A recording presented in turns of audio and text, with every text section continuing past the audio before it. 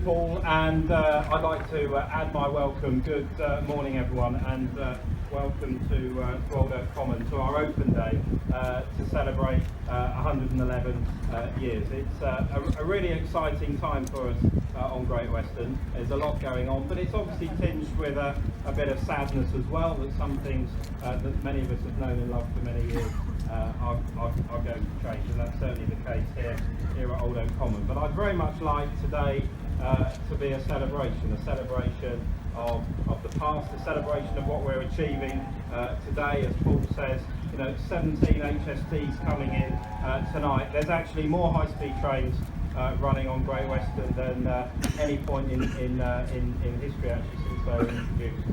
Today, still very much a key part of our operation.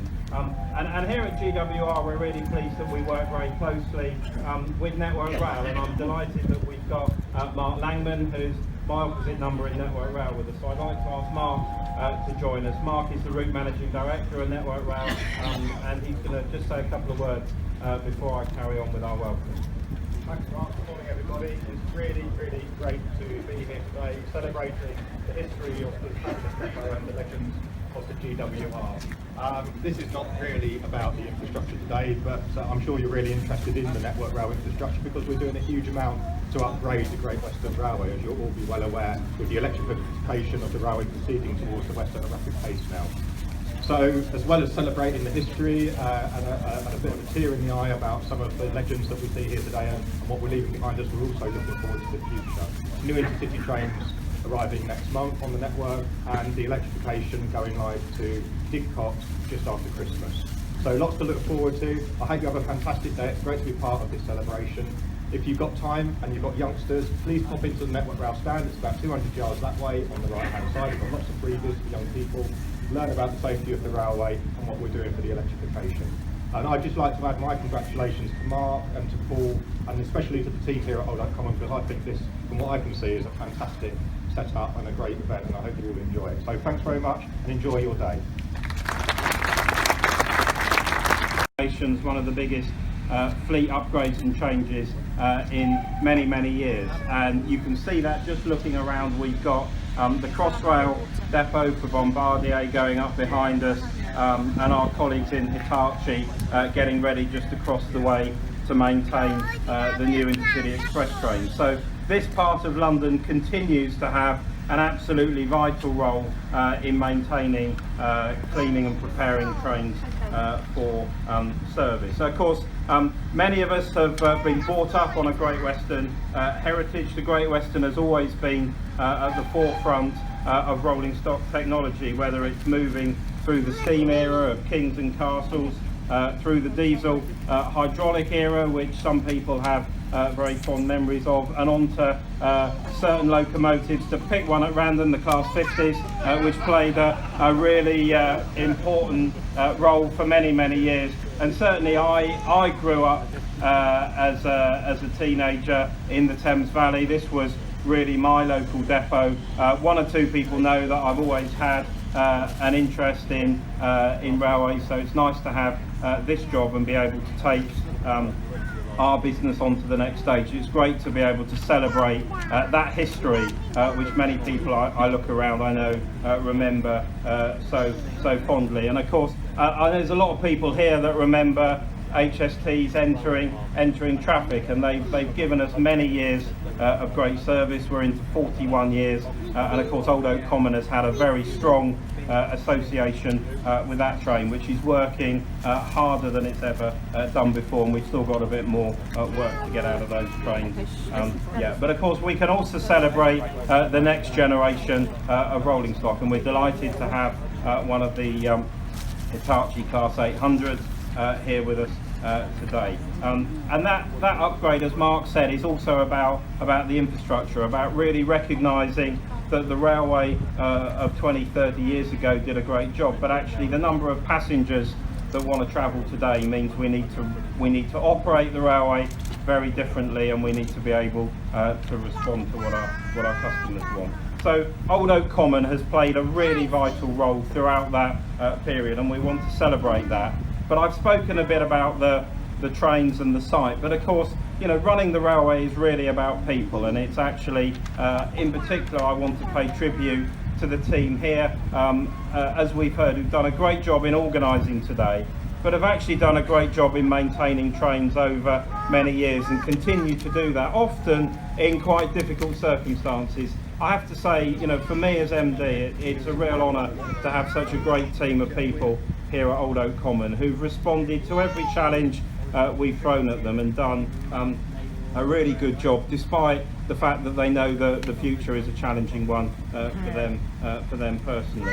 And I think to recognise that, and to recognise what we've done today, we've done something special, which I'll mention in just a moment. But I also hope you all enjoy yourselves. Thanks for coming along today. It is a special day. Please support our charity, which we'll talk a bit about in a moment. Support our sales stands. Spend lots of money. My daughter has already bought me my Class 50 iPhone case, so I hope that you too spend lots of money at the sales stands, and make sure it's successful for those groups as well. So it gives me great pleasure now to unveil our new Class 180, and I'd like us to bring that out of the shed in just a moment, please.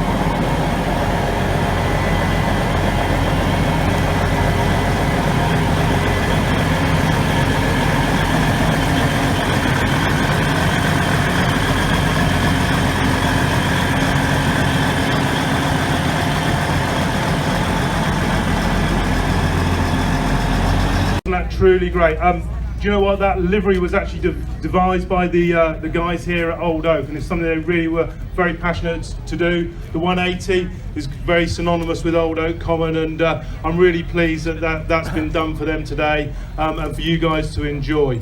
So the 180 is getting into position. As Mark says, we've got a second naming to do as well, which is a special tribute to Old Oak. But today is not just about GWR. There's a couple of things I want to do. One is thank some of the sponsors who are here today. Without their help and contributions, today would have been a whole lot more tricky. So I'd really like to put out there our thanks from GWR to those people and those organisations who've supported us. But the other thing is, we like to do these things not for us but for charity, and it's the depot who have chosen this charity, and it's a charity called Place to Be. And I'm really pleased to welcome onto the stage Caroline Coverley from Place to Be to tell tell us a little bit about what that charity does. Caroline. Hello everybody, thank you so much. Place to Be are so delighted to be a part of this day. We've done nothing like this before, so it is very exciting to be here. Thank you to GWR and to Ajmal and the Old Oak Common team for choosing Place to Be to benefit from today. And thank you also to all of you for coming and buying tickets, which means we're going to be able to raise lots of money. Place to Be is a children's mental health charity. We work in 280 schools across the country, and specifically money raised today will be spent on the 30 schools in this local area in Brent and Ealing. We offer counselling services in schools to children. Your money will go a really long way. It costs just £7 for a child in one of our schools to see a counsellor.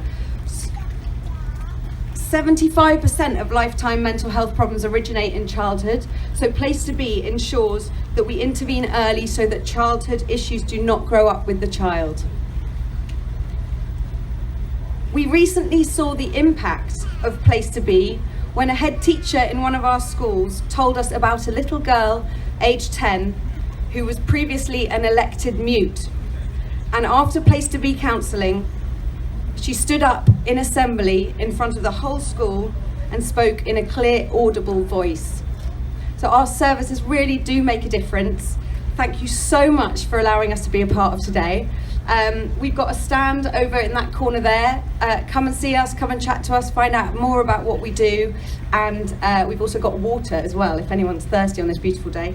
And special thanks again to Ajmal and his team for selecting Place to Be, and have a great day. Thank you. Thank you, Caroline. A really worthwhile charity, and it is great to hear that the proceeds from today will go to make a real difference. I just want to refer back to something that Mark said earlier on about the Class 50. When I challenged him about its possible appearance here, I was told it could be severely career limiting. So I did go out of my way, and we've actually managed to get 7 of the little buggers here. So absolutely fantastic. So I just want to drop that in. But as Mark said, this is actually about the people as well as the trains and the locomotives. And what I'd like to do now is bring Clive Burrows to the stage, along with former managers of Old Oak, who this place holds a really special place for, in their heart. So Clive.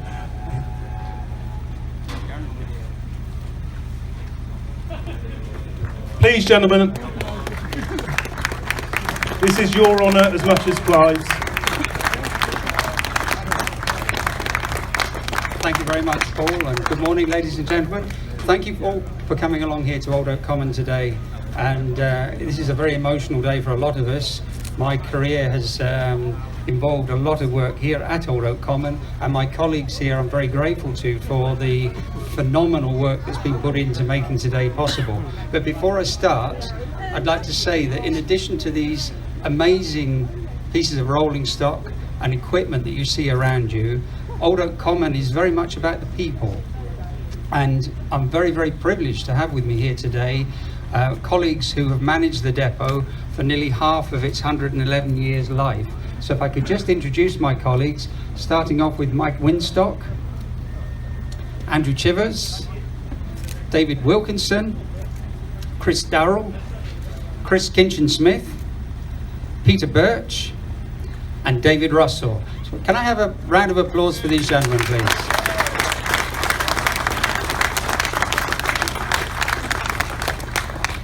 I said just now that the story of Old Oak Common was as much about the people as it is about the trains. It's interesting that the Great Western Railway produced a book about the premier train, the Cornish Riviera Express, and at the very beginning it talked about before the right of way. And the story, if any of you have read that book, is all about the work that went on here at Old Oak Common behind the scenes. And I think it's very interesting that that has been the life of Old Oak Common. The purpose of Old Oak Common, the work that's been done behind the scenes, is all about making sure we have the trains ready, prepared to go into service. Some of you will know the work that's done here, but for many of you, this is something that goes on unrecognised behind the scenes. So I think it would be appropriate now just to go back in history and give you a little bit of information about behind the scenes at Old Oak Common. This site was actually acquired by the Great Western Railway as far back as 1901, and its opening was in 1906, on the 17th of March 1906. And in those days, the most modern rolling stock here was the Star class steam locomotives.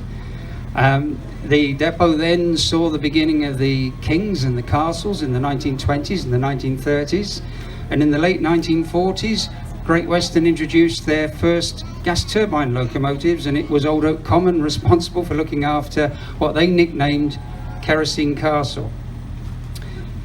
The next big change in Old Oak Common, I think it would be fair to say, was the arrival of the diesels, and as Mark quite rightly says, the change from steam traction to the diesel hydraulic locomotives in the late 50s and early 60s was a monumental change for this depot.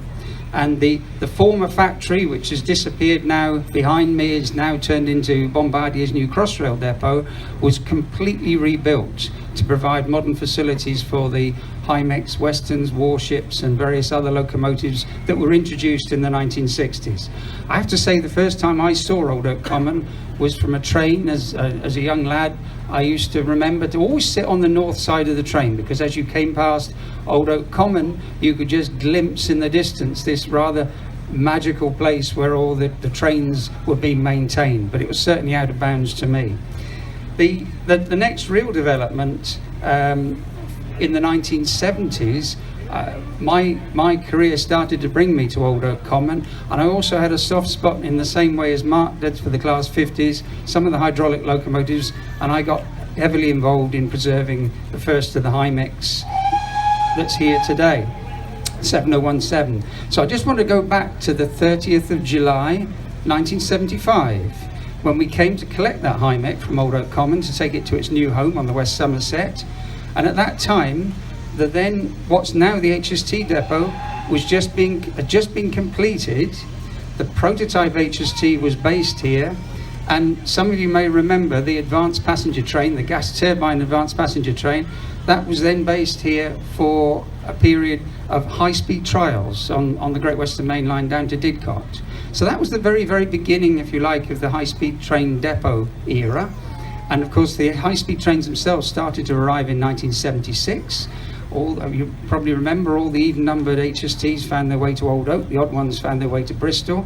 So in August 1976, start of service, substituting for the local hauled, and then in October, the very beginning of 125 mile an hour services.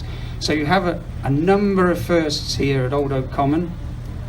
The role of Old Oak Common actually metamorphosed still further. I came back here as a manager in 1985 at a time when the depot was looking after HSTs, various types of locomotive that you'll be familiar with, huge fleet of coaching stock, even freight vehicles, freight liners, and not to forget we had a crane here as well, which used to take up some of our time.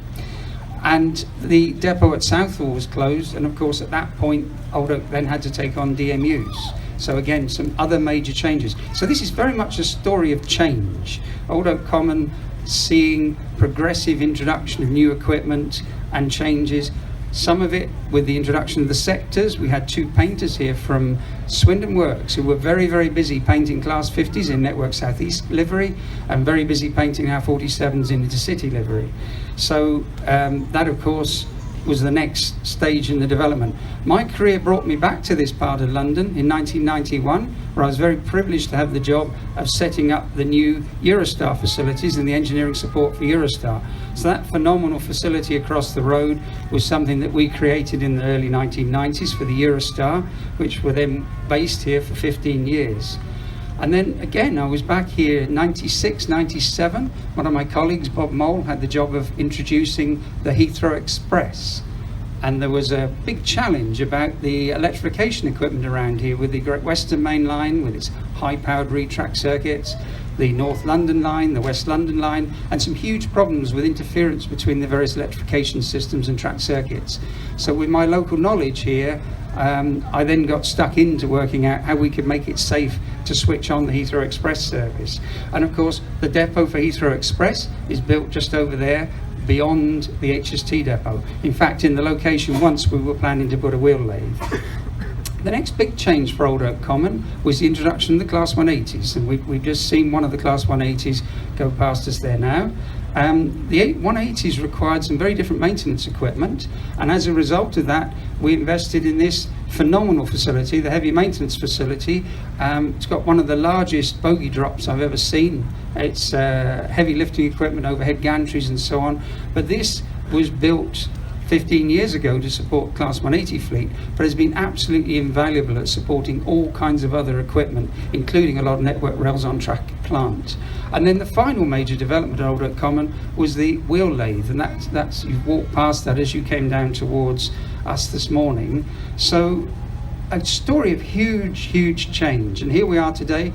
Old Oak's looking after the HSTs, the 180s, the sleepers and the Class 57s, and not to forget the 08s. I think the 08s deserve recognition. They're probably the fleet that's been based here the longest of any fleet, including in the days of steam. So this is a story of continuous change, and what's interesting is today the railways of the United Kingdom are carrying more people than at any time in the life of Old Oak Common. It's amazing to think about it, that you know, we are now seeing more people using our railways than at any time in the 111 years life of Old Oak Common. So the next chapter you're seeing, Crossrail behind us, is being supported by a new fleet of trains coming into service next year. The IEP and AT300 trains for Hitachi that are going into the former Eurostar depot that I was privileged to be able to set up those years back. And I'm afraid X marks the spot, because right underneath your feet is going to be the new High Speed 2 London Station terminal, with a tunnel from here to Euston and a tunnel heading out towards Birmingham, which will then interlink the high speed services with the new Great Western Services station, a Crossrail station, and links into the other transport infrastructure around here. So to me it's quite emotional, because you think to yourself, today is the end of some of the things that we know well, but it's the beginning of a fantastic future for railways in this part of London. And with the depot across the way looking after the Hitachi fleet, and the depot behind me looking after the Crossrail fleet, the whole of this part of London is still going to continue to be a very important part of our future railways. So I'd like to pay tribute to all the people that have worked here at Old Oak Common. I'd like to pay tribute to my colleagues, and very grateful for you coming along today. And I think in recognition and celebration, we would like to name an HST in recognition of the depot. So first of all, can I have a round of applause for all the work that has been done that has made today possible?